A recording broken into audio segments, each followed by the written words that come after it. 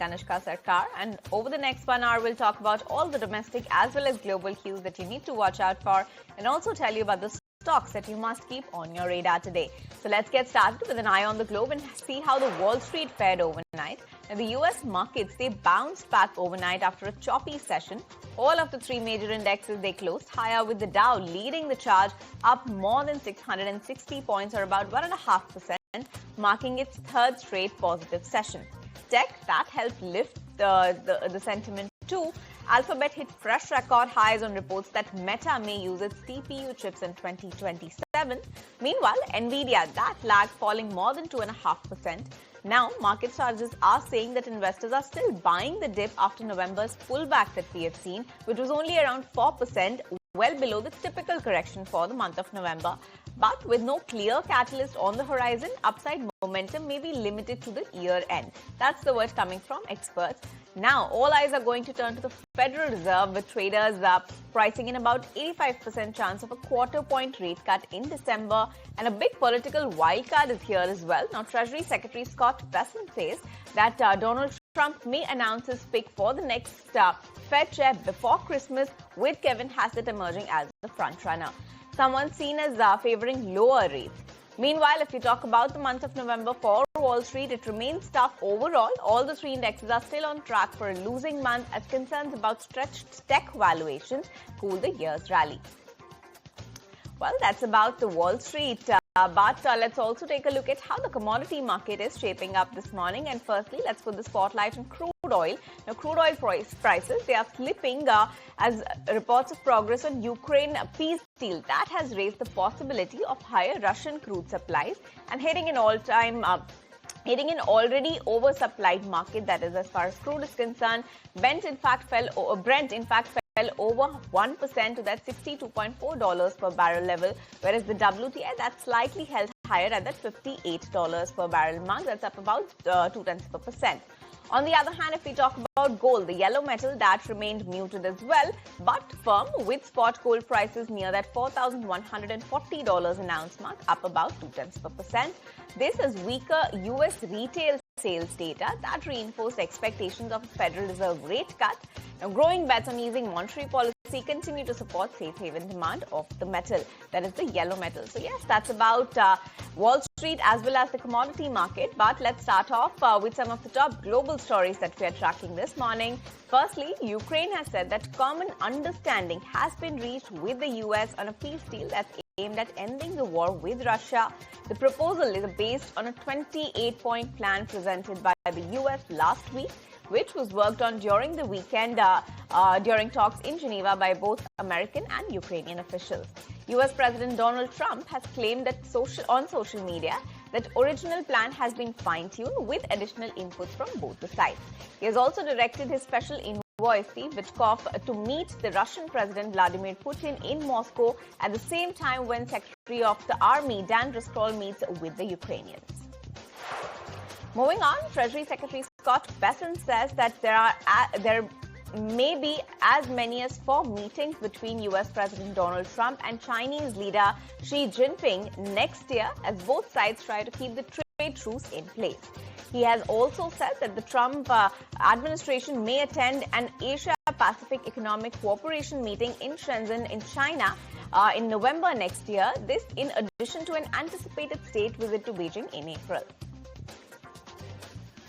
Next up is the lookout for the new Fed chair enters its final weeks. White House National Economic Council Director Kevin Hassett is being seen as the front-runner to be the new central bank leader by advisors and allies of Trump.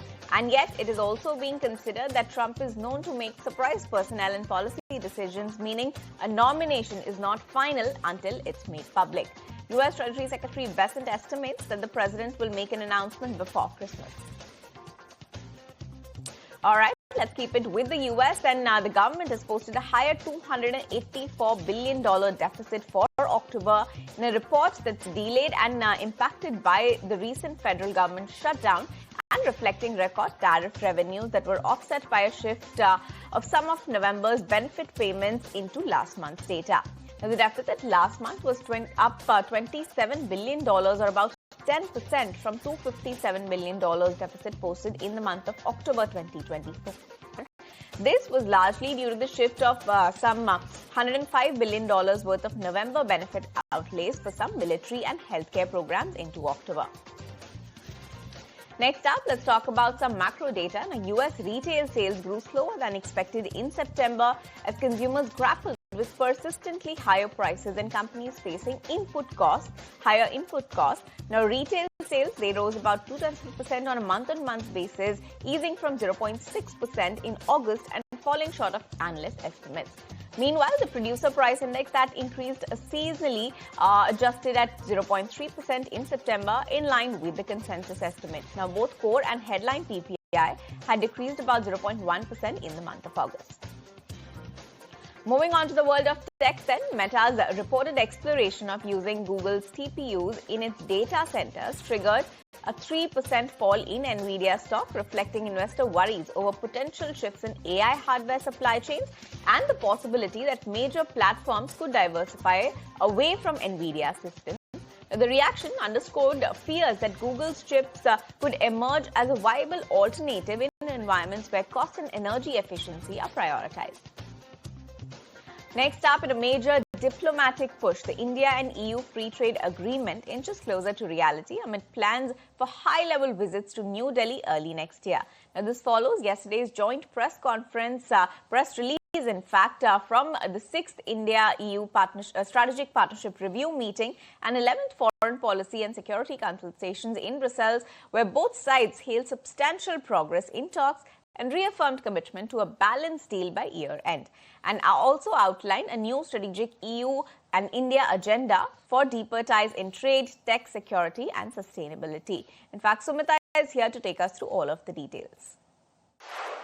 So remember the India-EU deal that has been one of the big priorities of not just the Indian administration but the EU administration as well. We've heard EU Commission Chief Ursula von der Leyen said on several occasions that trade with India is a priority. Economic and bilateral ties with India are a priority for the EU. Remember, because it's not just one or two countries. The whole world has been disrupted by Donald Trump's tariffs.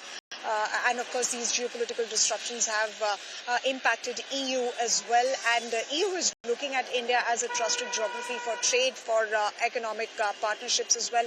Given the fact that India is a geography which has seen consistent growth, consistent GDP growth, we have a big domestic dividend as well. So definitely this is an important priority for the European Union. And earlier this year, when the leaders of both the geographies met, EU and India, they decided that we will be looking at finalization of a free trade agreement by the end of this year. Now, as far as the free trade agreement is concerned, we're given to understand that at least 10 to 12 of the chapters have found convergence, so whether it's related to agriculture, non-agricultural products. And then, of course, there are some contentious issues, roadblocks, essentially, that have emerged in the past few months. CBAM has been one of the key issues as far as this particular pact is concerned. In fact, a couple of months back when talks were on in their initial stages, there was also, a proposal that perhaps we could look at CBAM as a parallel engagement and not as part of this FTA, but we need to wait for that sort of clarity to come in. Other than that, steel and auto sectors, they have also remained some of the more difficult issues. But overall convergence has been achieved in 10 to 12 chapters. There are some pending chapters that are pertaining. In November, also we did see the trade team come to India for these negotiations. And of course, we were told back then that EU wants reduction in tax and products like wine, spirits, meat. And of course, CBAM was discussed at length. However, India has put its strong position as far as the CBAM issue is concerned. So definitely all eyes are on late January. And of course, all the developments pertaining to this particular FTA. All right, so that was Sumita's report on the latest on India-EU trade, but we also caught up with experts to decode this latest development. Listen in to what they had to say. So I think, look, what is driving for both partners, the EU and India, is the slow, should we say, the falling apart of the WTO-based international trading system. The WTO is now effectively an option for countries. MFN status is no longer applied in many trade negotiations, particularly by the United States. Its tribunal system no longer functions. So all major countries, major trading countries are saying, what is my plan B? And to do that, I need to have FTAs with all my major trading partners. The EU is also saying the same thing, partly also, and like us, they're also looking at the fact that America has become a sort of blunderbuss, blowing away parts of the international trading structure. I think in trade negotiations, the first thing which one needs to bear in mind, especially with respect to the US, is that it is always looking for more and more. And once you have given all that you could at a particular stage, they will ask for more. And one of the things which you need to recall is the KORUS agreement, the Korea-US agreement. It was signed and almost sealed, and then it went to the US Senate. And the US Senate said, no, we want more. So they sent it back to the Koreans, and there were unruly scenes, fisticuffs, in fact, and between the opposition and the ruling party, because the ruling party said that they wanted a fresh look at things and more concessions to be given to the US. So that is how it takes place. India's largest trading partner today, with 120 billion euros of trade which is exchanged between the two countries. In fact, I was myself shocked when I was doing some research. The trade between EU and India has increased 90% in the last decade. There are about 6,000 European companies present in India. So this is the statistics, the platform on which this agreement is being negotiated and hopefully will be signed. All right, so that's the latest expert word coming in on the latest development on India and EU ties. But on that note, we'll take a very short break. We'll be right back and see how the Asia-Pacific markets have opened up.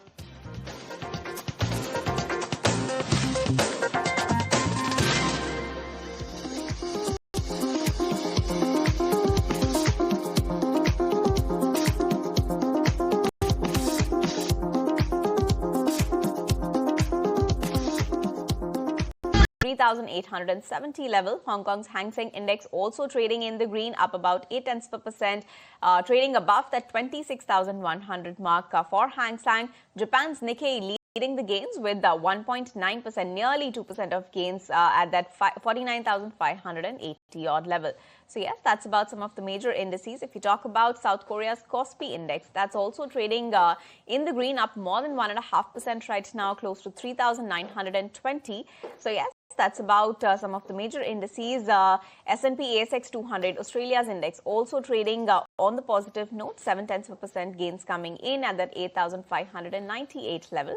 So yes, that's about some of the major indices. If we talk about Nifty, we actually ended below that 25,900 mark yesterday, 25,884 to be precise. But for today, a very positive start is what is expected. The Nifty implied open suggests an uptick of 100 points at the open. So yes, tracking all the global cues, we're likely headed into a very positive start for the D Street as well.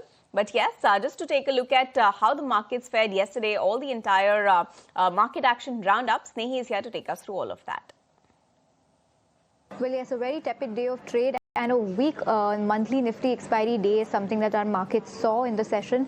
About 0.4% cut on the Nifty, similar cut coming in for the Sensex, and the Nifty wasn't even able to hold on to that 25,900 mark, or rather 26,000 mark. So below 25,900 is where we've shut shop. The advance decline ratio was in the favor of the advances, but quite nominally. The broader markets also slipped in the red, but the India VIX cooled off sharply. From the Nifty 50 gainers, you had BEL, Hindalco, Shriram Finance, SBI and SBI Life that did well. On the flip side, there was some pressure on Adani Enterprises, Trent, Tata Motors PV and Infosys.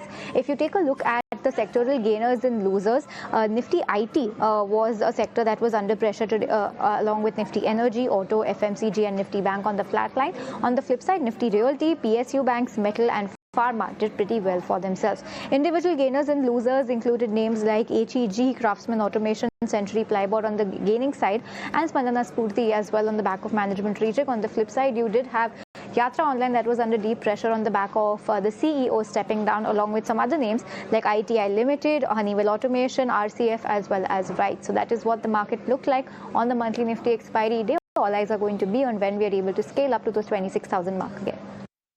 Thanks, Nehi, for that update. But let's move on and also tell you about some of the stocks that are likely going to be on the move today. And Ashesha is here to take us through that list. Ashesha, good morning. Good morning, and first up, let's talk about Bharti Airtel because a block deal is expected to happen today. In fact, promoter group entity is likely to offload nearly 0.56% stake in the company. This is likely to happen at a floor price of about 2,096 rupees per share, and the total transaction size is expected to stand at about $806 million. So on the back of this block deal, where promoter entity is looking to reduce their stake in the company, keep an eye out on Bharti Airtel. Meanwhile, NCC, on the back of some order wins that have come in for the company has informed the exchanges that they've bagged orders worth about 2,100 crores. This is from Assam government for expansion of Guwahati Medical College. So some big order wins that have come through NCC will also be in focus on the back of this. IGL, meanwhile, the company has said that they've entered into a joint venture with CEID Consultants. This, they say, is for setting up compressed biogas plant, and the shareholding in the joint venture will be in the ratio 1:1 ratio. 50% will be invested by IGL and the rest 50% by CIED. Nelco, meanwhile, will also be in focus, and this is also on the back of a big positive update that has come in for the company, where the company said that they've received Department of Telecom's approval.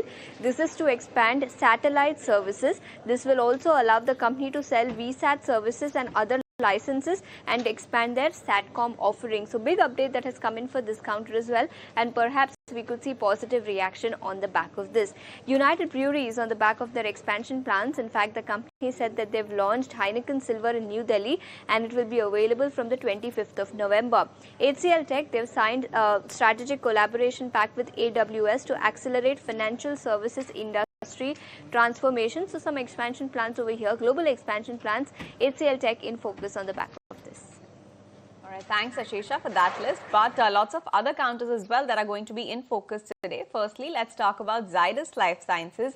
Now, it has received its US FDA approval for a drug that is used to treat heart and blood pressure conditions. So yes, a positive news flow over there, a likely positive reaction is what we could see. It is used to treat and manage several heart and blood pressure conditions.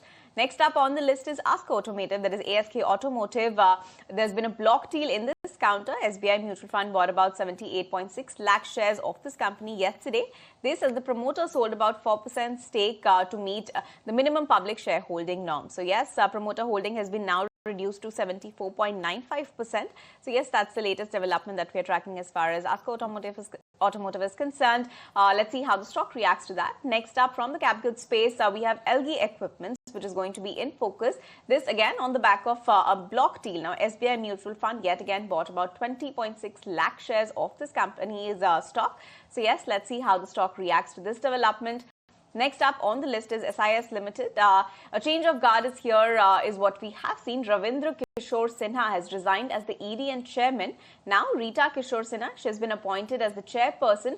So we'll watch out for how the market reacts to this change of guard in the company. Moving on, and the last stock of the day is Indian Overseas Bank, which is in the focus because it has received a refund of 835 crore rupees from the IT department for the assessment year 2022 to 23. So yes, let's react to how that stock reacts. But a positive development there, so let's see how it reacts to it.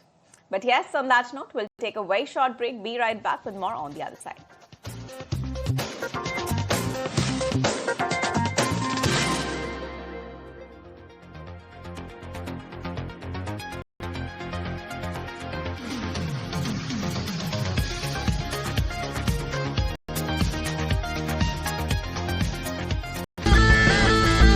Let the thrill begin. The all-new Hyundai Venue.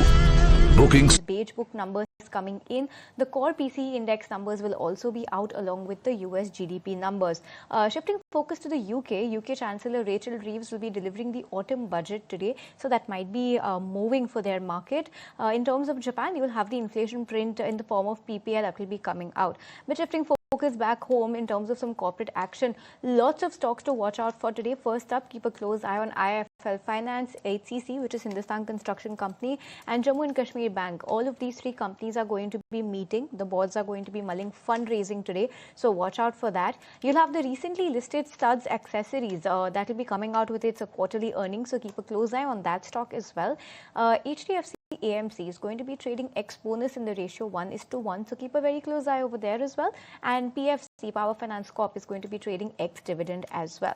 Now, in terms of the primary market, we are going to be having one listing on D Street today. Excelsoft Technologies is going to be making its D Street debut, so we'll be seeing how that IPO lists on the bourses. And in terms of some more stock action, watch out for NTPC Green Energy today. 69% equity of this company comes out of anchor lock-in period today. So we could see some volatility and some movement on this stock because 69% equity coming out of lock-in is a big proportion. So keep your eye on that. And lastly, in terms of some global comments today, keep your eye on ECB Chief Economist Philip Lane. He's going to be speaking at an event. So any hints on where ECB's inflation outlook is right now? What is the policy action going ahead? Any hints on that note or any comments on the overall economic health also right now would be important to watch. So keep a close eye on all of these cues today. All right, so lots of cues to watch out for. By shifting focus back home, now Commerce Minister Piyush Goyal chaired the fourth board of trade meeting yesterday. He said that India must expand its economy and create more employment opportunities by increasing exports, emphasizing the need for strong collaboration between central government and the states to drive export expansion and diversification. Let's listen in to what he had to say. For example, our seafood exports, which we thought will take a hit post the US not having as yet concluded the bilateral trade agreement. We were happy to note that thanks to the trade-off between quality control orders that EU desired and the listing of 102 establishments that we succeeded in getting after 9 years of efforts, after a very successful visit to Israel, where terms of reference were finalized. We will shortly be commencing negotiations virtually to begin with and moving into an early stage, early harvest FTA with Israel. Interest equalization, market access initiative, these two will come next week itself. Okay, those are the comments from Piyush Goyal, but my colleague Sumita Karir, who is tracking this story very closely, is joining us with more details on this meeting. Sumita. Absolutely. So the meeting which you've been talking about, in fact, Minister Piyush Goyal spoke at a press conference about, this particular board of trade meeting. Remember, it convenes only once a year, and this year's focus essentially was on, the kind of impact, or to assess the kind of impact that Indian exports have faced on account of US tariffs, given the fact that US has imposed a 50% duty on Indian exports. And of course, the Piyush Goyal, the Commerce and Industry Minister, stated that the impact has not been very significant, particularly when he spoke about the fisheries segment. For instance, the fisheries segment has gotten access to the European Union market, and as a result, they have, sort of not suffered on that front. He also said that all the attendees of at the Board of Trade meeting, which included representatives from states, union territories, and of course various exporters, they showed satisfaction at the kind of movement that we've seen with respect to these several FTAs that have been, some of them have been signed and others are currently in the process of negotiation. So at the moment, he stated that Eurasia FTA, EU Eurasia FTA will start talks tomorrow in New Delhi. He also stated that various FTAs that are currently under negotiation aside of EU and the United States include New Zealand, Peru, Chile, and of course Israel was the new one, and you did see the Commerce and Industry Minister talk about that. Other than that, there was also a focus on the government getting a suggestion from these exporters that there will be newer items that will be put under RBI moratorium. So that is a significant step that the government is essentially undertaking. Then he also spoke about SEZ. So he said that interministerial consultations are on SEZs, and SEZ reforms will help exporters, and surplus capacity at SEZs will make local industry more competitive. In terms of other suggestions that were presented by these exporters to the minister, he said that legal services support will be provided by DGTR for MSMEs, and internal logistics costs were flagged, and government will be essentially working on that. But one very important thing that came out of this press briefing was the fact that the export promotion mission that got concluded and got a sign off by India's cabinet as well, the guidelines for that, they will start rolling out starting next week, in the next 1 week. All right, thanks, Sumita, for getting us that latest update. But let's move on to an exclusive, ET Now exclusive here. The government is making changes to the PLI scheme for advanced chemistry cell battery storage. Now, this in order to maximize bidder participation. Prakash Priyadarshi, my colleague, is here to take us through all the details. Well, we are learning that the government has made changes to the PLI scheme for ACC battery storage, a very crucial development coming in. In fact, these changes have been made for bidding of 10 gigawatt hour capacity for grid scale stationary storage. This is primarily based on recommendations of the Ministry of New and Renewable Energy to increase bidder participation. And the positive part is that these recommendations have been approved by the Empower Group of Secretaries on PLI schemes. As per the recommendations which have been approved by the Empower Group of Secretaries, maximum and minimum capacity per bidder for stationary storage reduced to 4 gigawatt hour from 20 gigawatt hour and 1 gigawatt hour from 5 gigawatt hour respectively. Along with that, approved end-of-life capacity for calculation of cycle life has been reduced to 75% from 80% of initial capacity. In addition to that, energy density replaced with energy efficiency in the key features of the testing framework. These are key recommendations approved by the Empower Group of Secretary based on recommendations made by the Ministry of New and Renewable Energy to maximize bidder participation. You are aware that the SEC PLI scheme was announced in the year 2021 with an outlay of rupees 18,000 crore, where government targets building 50 gigawatt hour capacity of battery cell under this scheme. Okay, thanks for taking us through that. But let's just focus and talk about an exclusive, because sources are telling ET Now that Niti Aayog is holding meetings with industry stakeholders to boost FDI in India. Sumita is joining us once again with more details.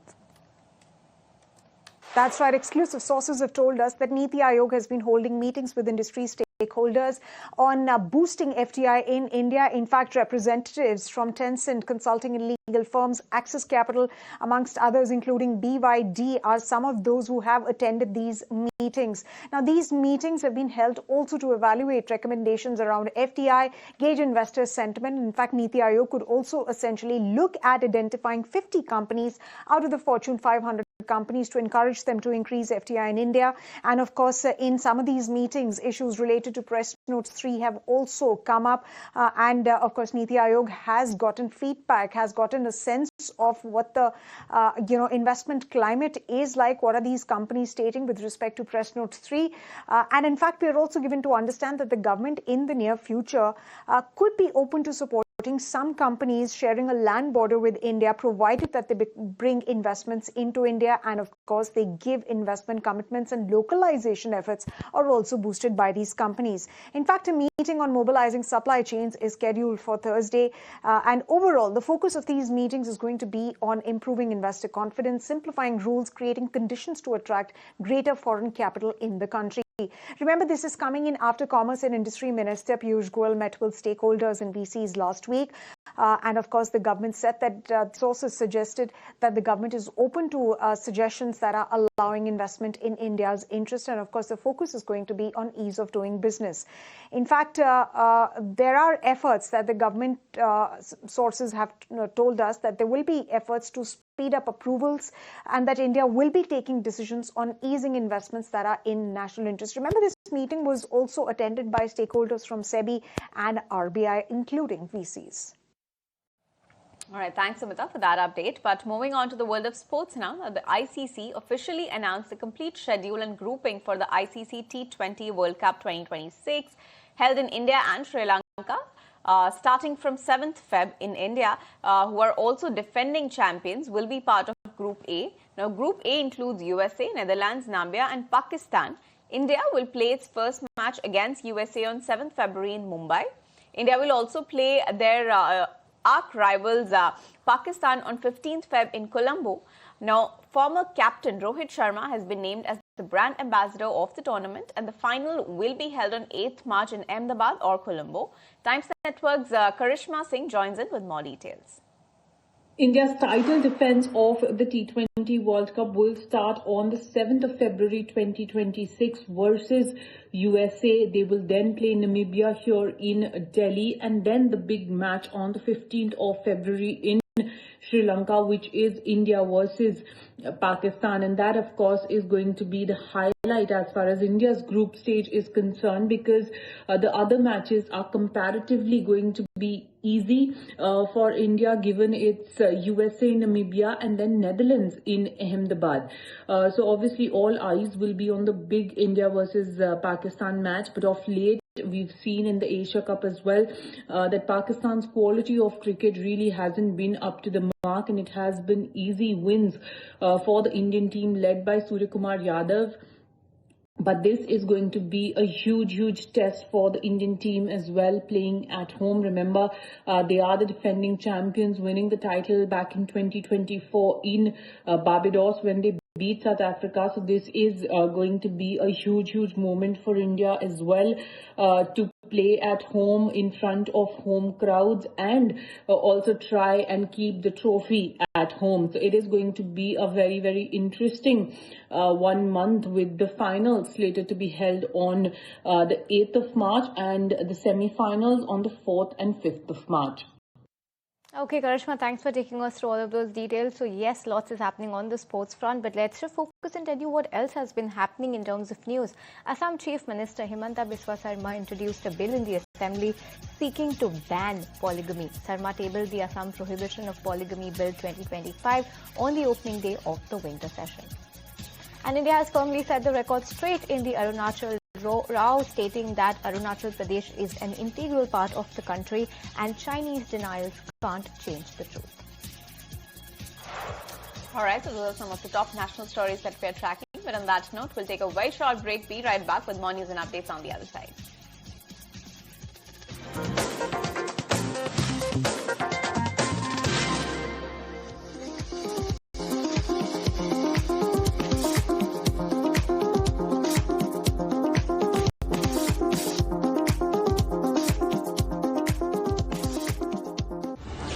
In a suit. Well, that's the holiday of it.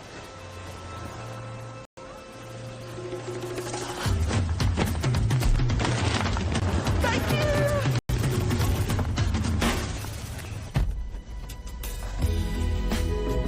96.7 rupees, which is a 3% discount to the opening price.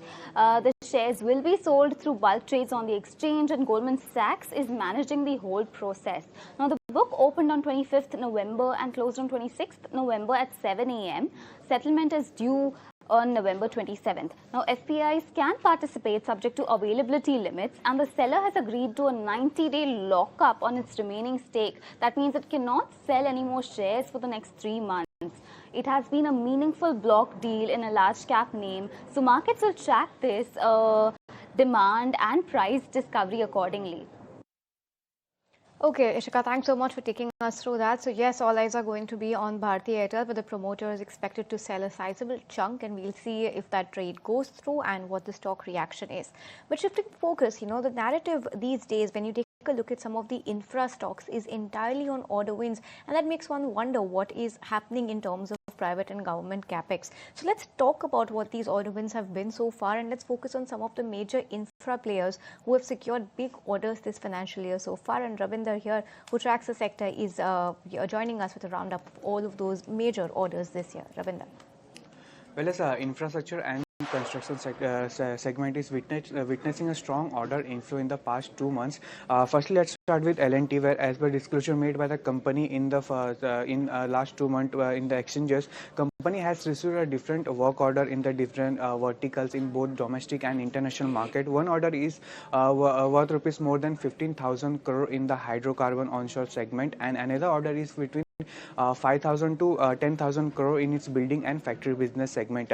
And a company has also received multiple orders in the in 2 months, and the company's total order book as of Q2 FY26 was at 6.67 lakh crore. Dilip Buildcon is has also received a multiple order in the Q3 FY26 as of now.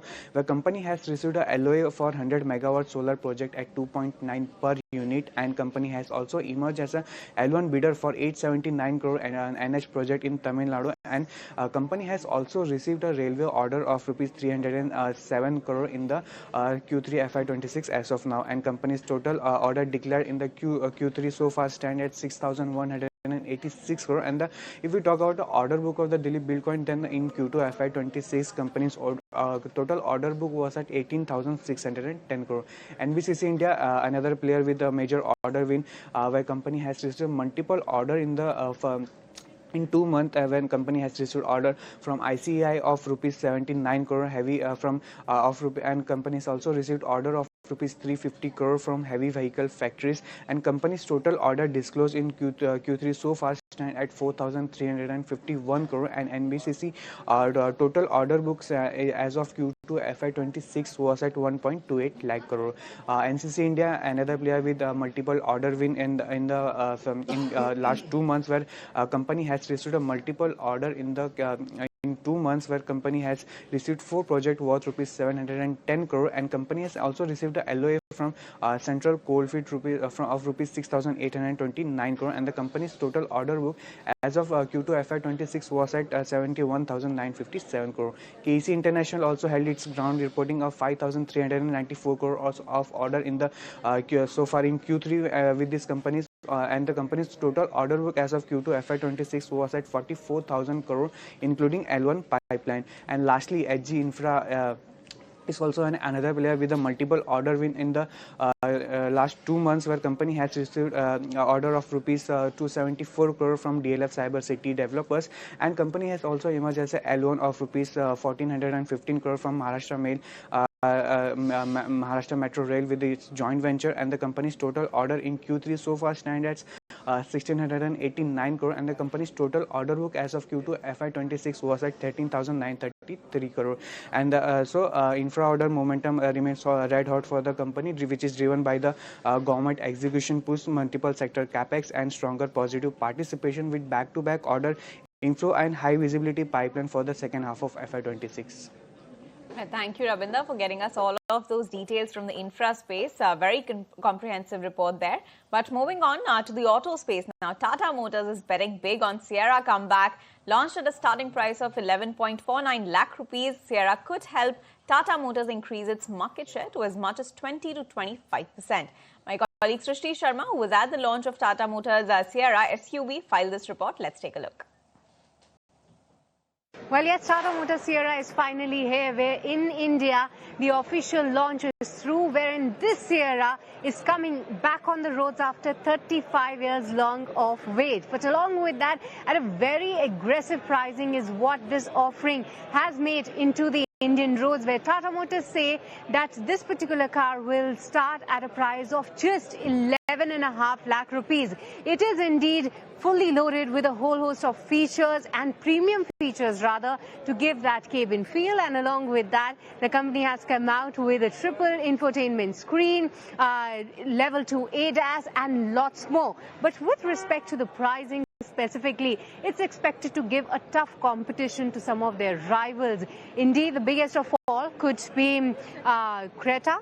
It could be, other than that, Maruti Suzuki's Grand Vitara, MG Hector could be one, and Skoda Kushaq are some of the key competitors for Tata Motors Sierra. But along with that, don't forget that they're going to be competing with some of their own offerings as well, from Safari as well as Harrier. But this offering is indeed different, because for now the kind of features that it has been loaded with, they are outstanding and very conventional and different from the conventional Tata Motors offering.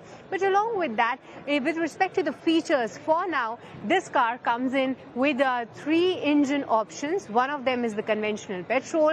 The other 1.5 liters is the turbo petrol, and 1.5 liters of diesel engine is what the company is offering, but the wait for the EV won't be long when the next fiscal Tata Motors confirm that Tata Sierra EV will be something that they will be looking forward to.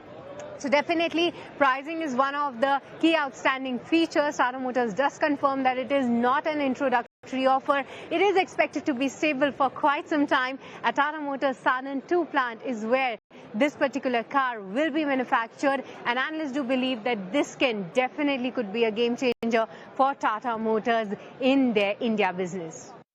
All right, so that's all about Tata Sierra. But talking to ET Now, Tata Motors passenger vehicle top boss Shailesh Chandra says that the auto giant now has distinct segment positioning across SUVs, with Harrier in the high range, Nexon in compact segment, and now Sierra in the mid-size segment. Listen in to this conversation with ET Now's Srishti Sharma.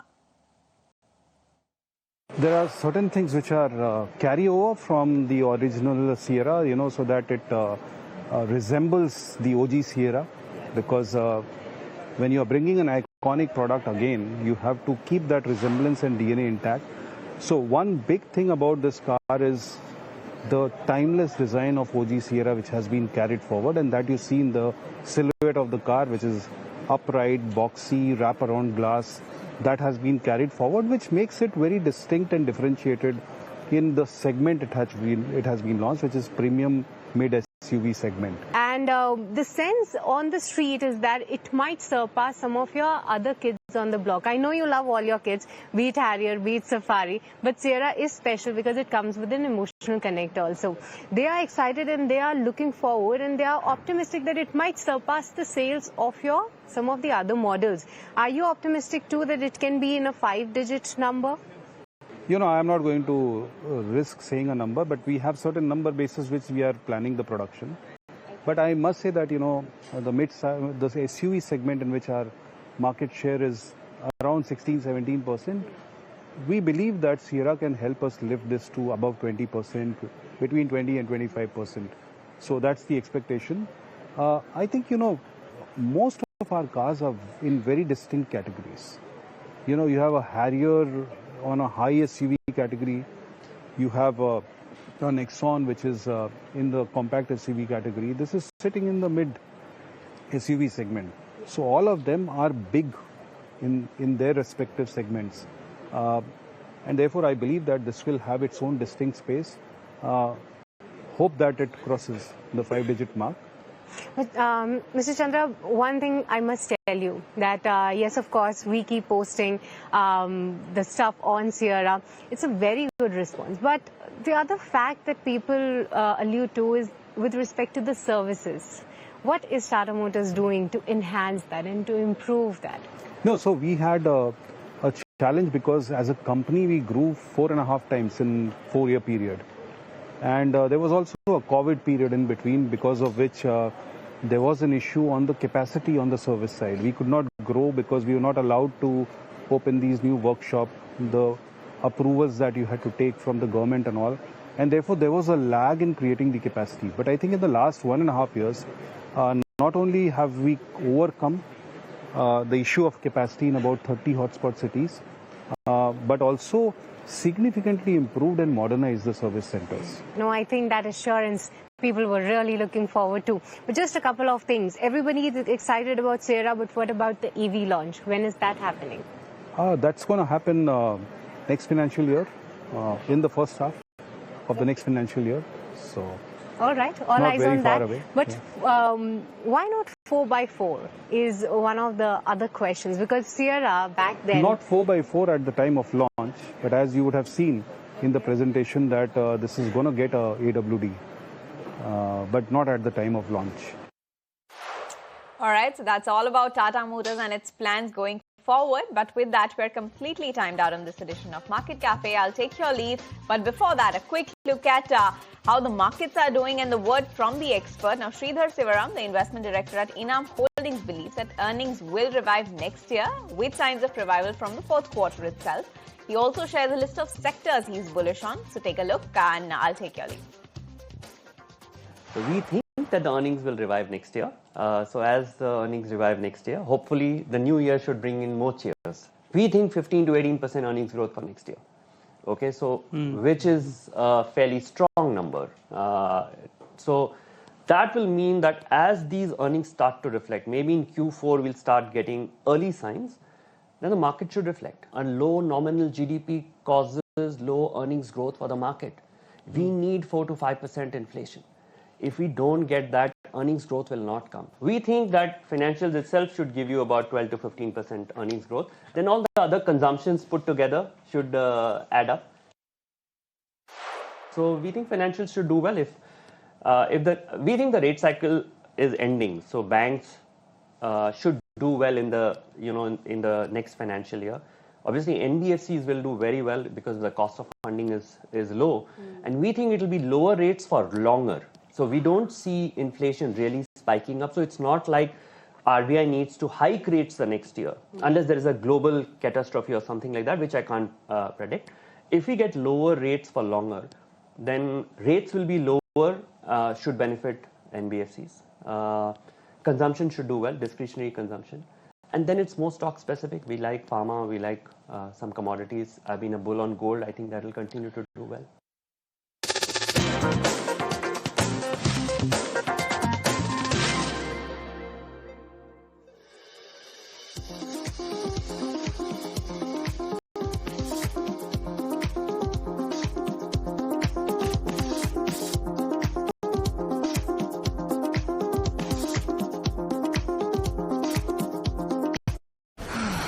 Well, that's the holiday of it.